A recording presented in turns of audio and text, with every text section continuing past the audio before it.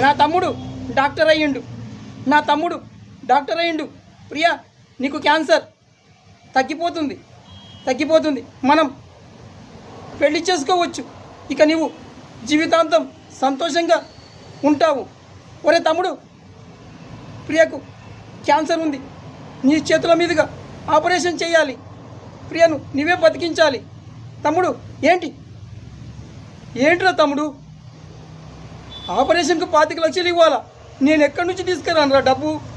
నువ్వు డాక్టర్ అవ్వడానికి నేను చివరకు నా ఒక కిడ్నీ కూడా అమ్మేసి నిన్ను డాక్టర్ను చేశాను కదరా. నేను ఇప్పుడు 25 లక్షలు ఎక్కడి నుంచి తీసుకొని రాను? పోనీలే, ప్రియతో పాటు నేను చచ్చిపోతాను. బాగా బుద్ధి చెప్పావు తమ్ముడు, నువ్వు నాకు బాగా బుద్ధి చెప్పావు.